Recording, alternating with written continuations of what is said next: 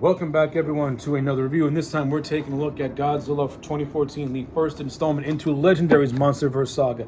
Now, I have previously reviewed these movies before. I'm not satisfied with them, so this redo series is going to give a more clear perspective on how I feel about these films.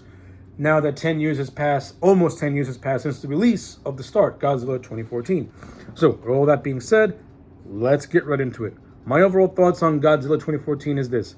I still enjoy this movie over almost a decade later.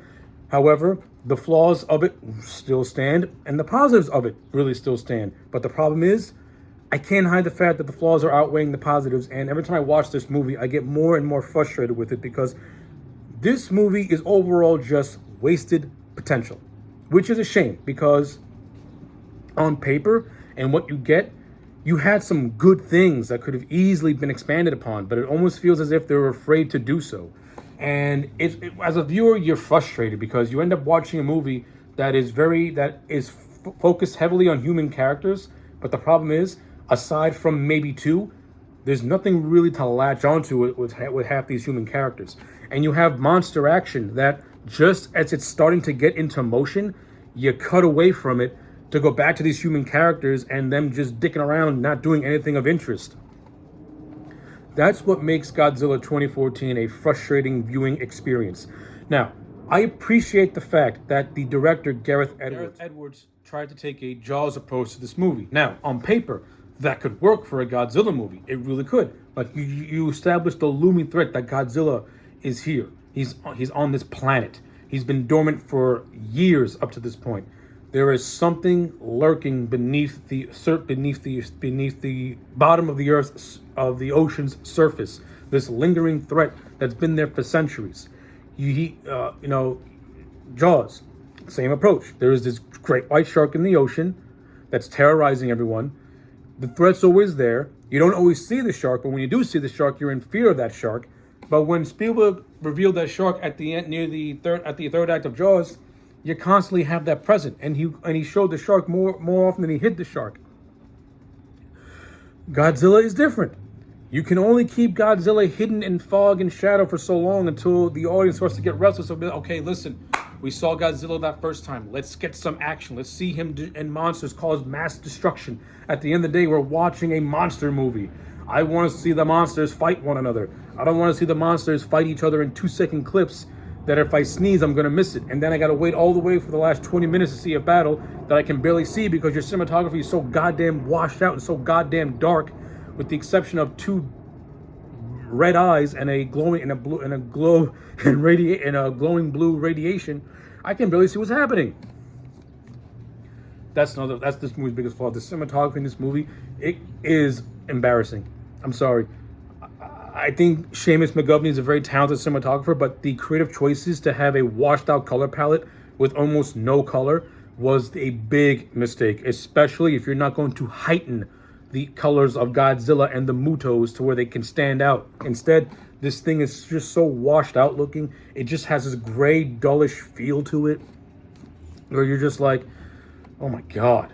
Like, this movie is just so gray. It has no light. It feels lifeless. It's almost like watching a husk.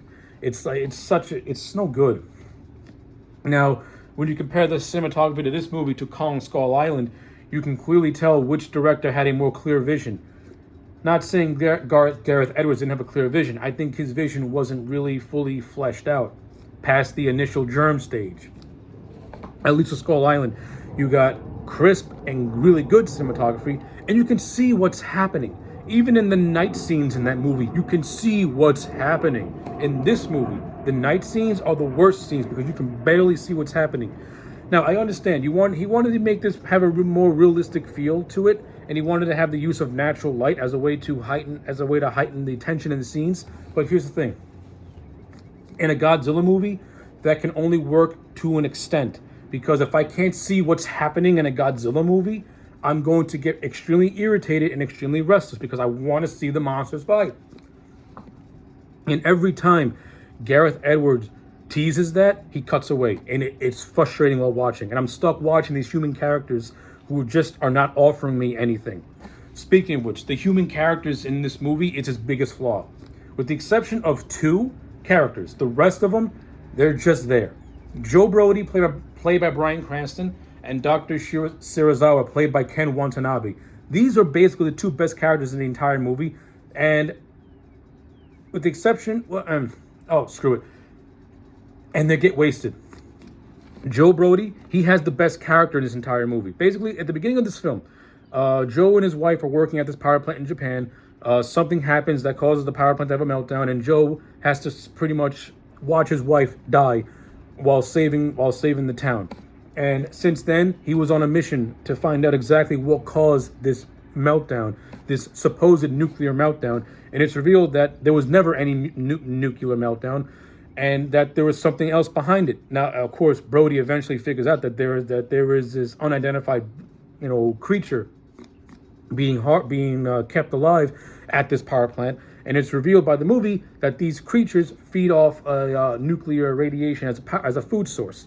Now, when Joe Brody finds this out, he wants answers as to why they kept it hidden. He wants answers as to why he had to let his wife die, and he's not getting those clear answers.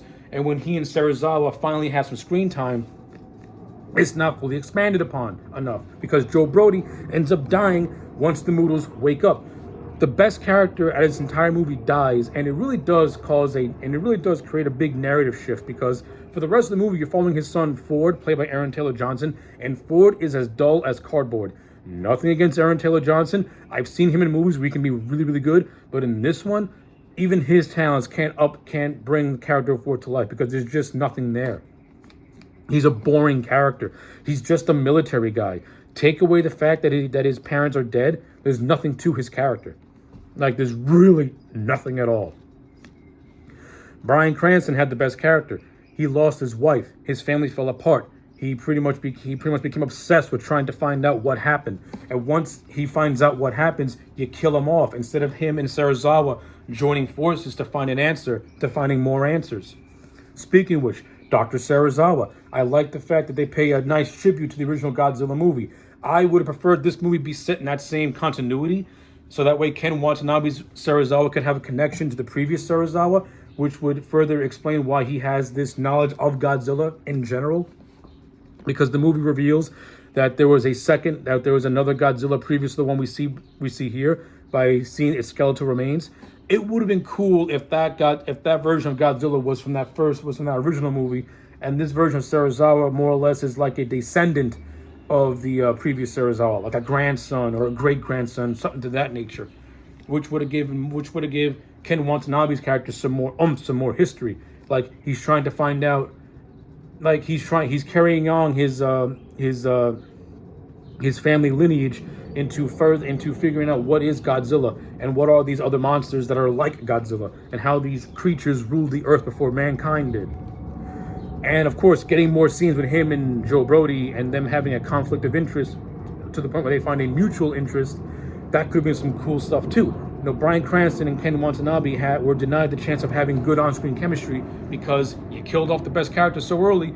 We have Serizawa, but you don't do much with him. Instead, he's just dicking around on a boat talking to David Strahan, who plays an army general, about nothing of interest.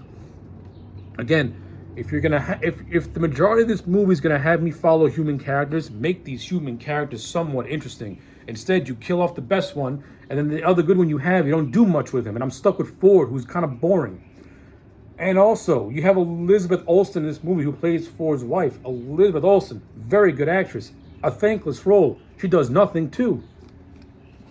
All these human characters don't do much, which is a shame, because talented cast, they're given characters that they can barely bring to life because the script's not giving them anything juicy to work with.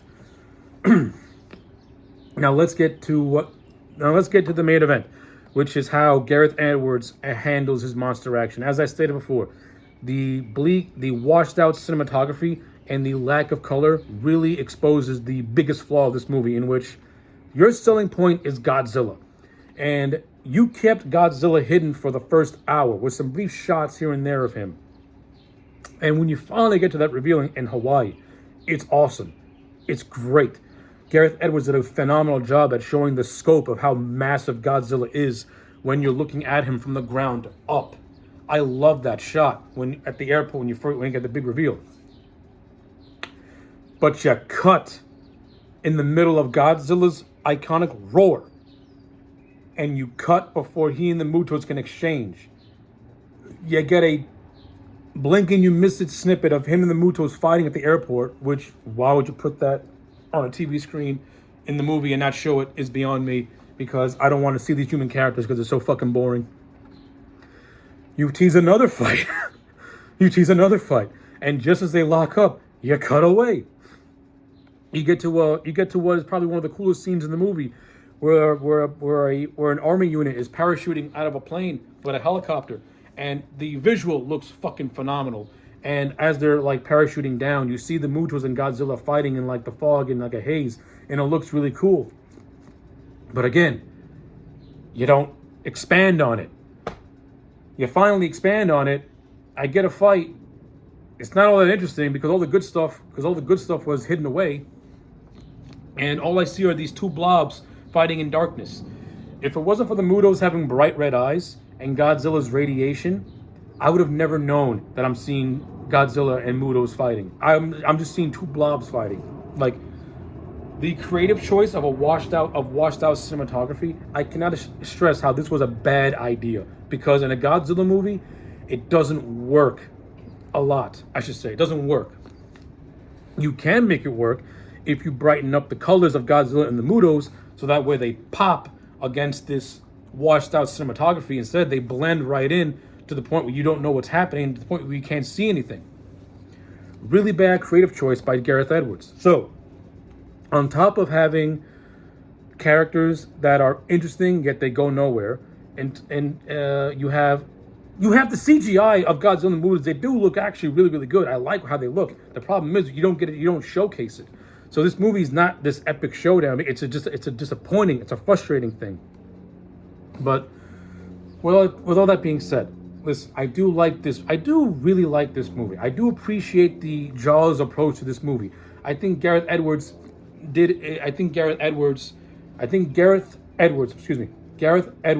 biggest flaw is that he tried to take the Jaws approach, but he did it with Godzilla. And instead of using that Jaws approach and mixing it with Godzilla, he just decided, hey, listen, I'm just gonna make Jaws into Godzilla. I'm barely gonna show the monster, which is what people want to pay, which people are gonna pay to see. I'm just gonna like tease you and tease you and tease you and tease you, and then give you a disappointing fight at the end where you still barely see anything going on, because the focus now is split between having Godzilla and the Mutos fight and then having human characters do human characters things.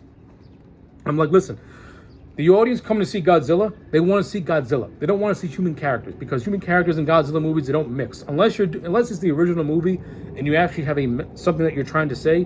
Like the first Godzilla movie was an allegory of nuclear testing and the horrors that can come from nuclear testing, and the characters discuss and analyze that. This movie, it touches on that a little bit. It tells us that the reason why there was so much nuclear testing going on in the 50s was because they were trying to kill these monsters. So I kind of like that idea to an extent. But overall, it doesn't really do much for but overall, it was like okay, like a nice little thing. Like, it gave a reason for nuclear bombing. But when you see this movie put in motion, it's like you can see, like, when you're watching it as a viewer, you get frustrated because the potential is there. This movie had potential to be awesome and epic and really truly epic. Instead, it's almost as if they cut their legs out from underneath themselves, and now when you watch this movie, it's almost like an uphill battle because it's so uneven. This movie's focus doesn't know what it wants to do. It doesn't want to focus on monsters or humans. And the more focus on the humans, the monsters kind of get put to the wayside. So instead of watching Godzilla wreck shit, I'm watching humans just do shit that are not interesting, that I can barely see because the cinematography is so goddamn dark. So yeah, this review went on longer than I originally wanted to, but as an overall thing, I still do like the Godzilla 2014 movie, but 10 years later, it is a very frustrating watch because the potential was there, it just wasn't fully expanded on. Because they did creative choices that really should not have been made or should have been fleshed out much more better. So at the end of the day, when all's said and done, it pains me because I'm a massive Godzilla fan and I love the character. I gotta give this movie a 6.5 out of 10. It's not unwatchable. It is a good movie. but when you watch it, you can see the wasted potential. And like I said, luckily, you do have an overall solid cast that tries to keep your interest, even though their characters are not really all that great. You do have some cool moments in it, especially when you do get to the end. Even though I criticized it for barely seeing anything, the monster, when you can see the Godzilla and the Mutos duking it out, it does look cool. It does look awesome. It's just held back by really just questionable creative choices. So yeah, 6.5 out of 10 for Godzilla 2014. Let me know your thoughts in the comment sections down below. Like this video and subscribe, and I'll check you back next time for more.